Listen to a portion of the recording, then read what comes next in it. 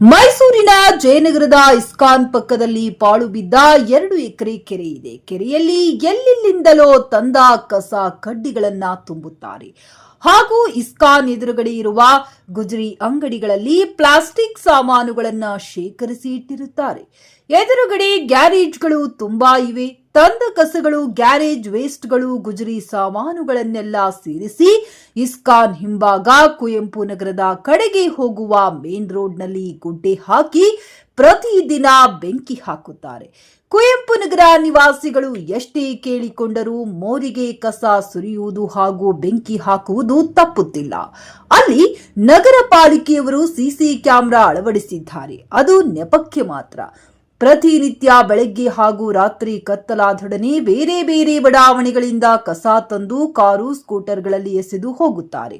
ಈಗಂತೂ ನಗರ ಪಾಲಿಕೆ ಸದಸ್ಯರೇ ಇಲ್ಲದ ಹಾಗೆ ಆಗಿದೆ. ಅಧಿಕಾರಿಗಳಿಗೆ ಎಷ್ಟೇ ದೂರು ಕೊಟ್ಟರೂ ತಲೆ ಕೆಡಿಸಿಕೊಳ್ಳುತ್ತಿಲ್ಲ ಎಂದು ಕುವೆಂಪು ನಗರ ಕೆ ಬ್ಲಾಕ್ ನಿವಾಸಿಗಳ ಅಳಲು. ಸಾಲದ್ದಕ್ಕೆ ಕಸ ಸುರಿಯಬಾರದು ಎಂದು ಎಚ್ಚರಿಕೆ ಫಲಕಗಳನ್ನ ಹಾಕಿದ್ದರೂ ಕಿತ್ತು ಹಾಕಿದ್ದಾರೆ. ಪ್ರತಿನಿತ್ಯ ಗ್ಯಾರೇಜ್ ಹಾಗೂ ವೇಸ್ಟೇಜ್ ಆಯುವವರಿಂದ ಪ್ರತಿದಿನ ಅಲ್ಲಿ ಕಸಕ್ಕೆ ಬೆಂಕಿ ಬೀಳುತ್ತಿದೆ.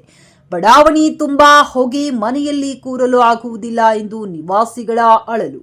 ಸಂಬಂಧಪಟ್ಟ ಅಧಿಕಾರಿಗಳು ಈ ಭವಣಿಯನ್ನ ತಪ್ಪಿಸಿ ಎಂದು ಕೆ ಬ್ಲಾಕ್ ನಿವಾಸಿಗಳು, ಅಧಿಕಾರಿಗಳು ಹಾಗೂ ಶಾಸಕರ ಮೊರೆ ಹೋಗುತ್ತಿದ್ದಾರೆ. ಟಿವಿ ಕನ್ನಡ ನ್ಯೂಸ್ಗೆ ಲೈಕ್ ಮಾಡಿ, ಶೇರ್ ಮಾಡಿ ಹಾಗೂ ಮತ್ತಷ್ಟು ಸುದ್ದಿಗಳಿಗಾಗಿ ಫಾಲೋ ಮಾಡಿ.